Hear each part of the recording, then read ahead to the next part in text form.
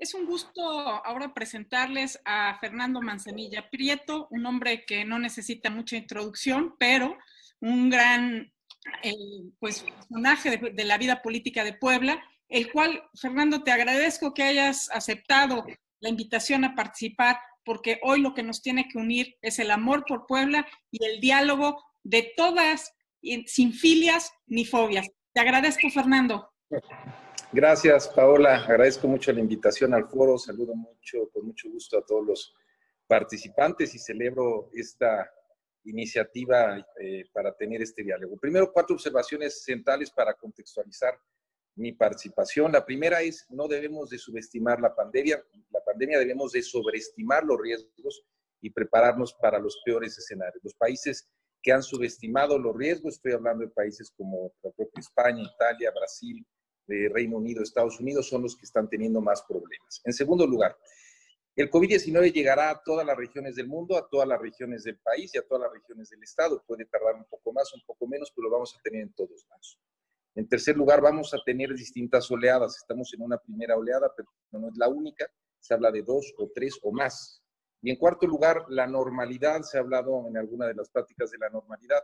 La normalidad, la realidad es que no vendrá hasta que se obtenga una vacuna. En el caso más optimista se está hablando para eso de unos 18 meses. Entonces, lo que tenemos que hacer es impedir que la crisis de salud que tenemos hoy enferme más la economía, ya se ha hablado un poco de eso, pero que eso a su vez no convierta esta crisis en una crisis también de seguridad y en una crisis de gobernabilidad, riesgos que están latentes y que podrían suceder en los próximos meses. Por eso, las propuestas que he estado planteando las puedo dividir en 4. La primera en torno al sector salud.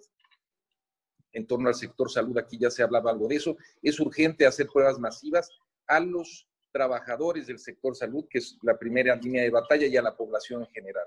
Los países que han sido exitosos en pelear la pandemia, los que mejores resultados tienen, ahí tienes Alemania, por ejemplo, a muchos otros, han hecho pruebas masivas en términos del personal de salud y la población en general. En segundo lugar, garantizar acceso a cubrebocas a toda la población, priorizando a los sectores más vulnerables. De nuevo, los países que han sido exitosos han hecho uso obligatorio de los cubrebocas, particularmente estoy hablando de los países asiáticos. Y en tercer lugar, identificar en todo el estado centros de aislamiento en hoteles y moteles para el personal sanitario y también para casos sospechosos. En materia económica, yo la dividiría en términos de los 3 sectores.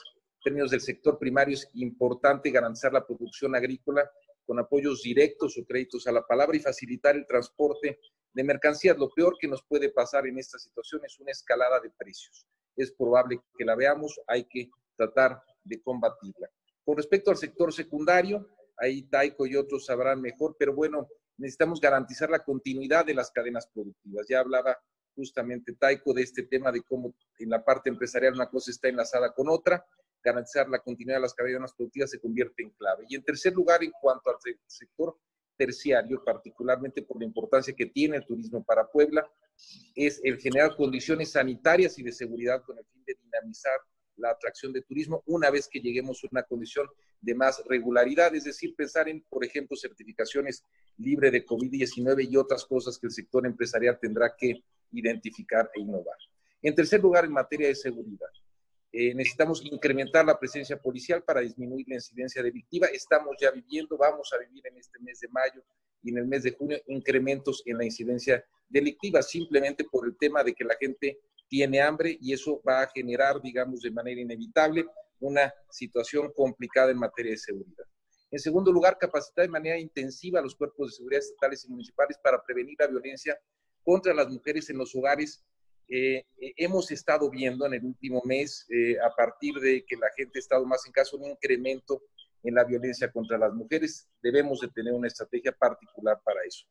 Y en tercer lugar, incrementar los patrullajes en las carreteras estatales, particularmente en las zonas cercanas a zonas industriales y comerciales, para evitar un incremento de los robos al transporte de mercancías. Vamos a estar viendo seguramente a los grupos delincuenciales organizándose justamente para eso.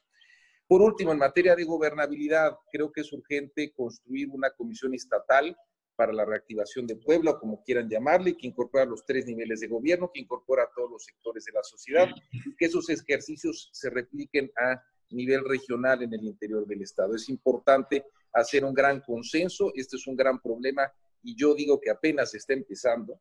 Entonces es importante que hagamos un gran esfuerzo porque, bueno, pues es una crisis inédita y es una crisis que seguramente no se ha vivido en muchas décadas y no se volverá a vivir en otras tantas.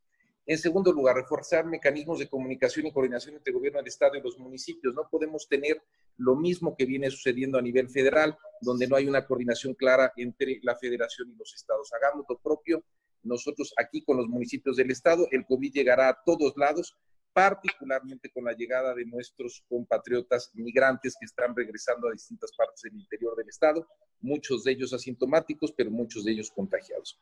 Y finalmente, desplegar a la estructura territorial del gobierno con cuidado, con las medidas adecuadas en términos sanitarios, pero con el fin de incentivar la creación de comités vecinales para tomar en cuenta las opiniones comunitarias respecto al diseño de programas y acciones. Hemos estado viendo a la gente organizándose, hay grupos de WhatsApp en muchos lados, se coordinan los vecinos, esa es una fuerza del país, vamos, del Estado en este caso y del país, utilicémosla, pero hagámoslos partes de las soluciones. Esa sería mi participación, espero que no me haya rebasado mucho el tiempo que me diste, Pablo. Al contrario, muchísimas gracias, Fernando.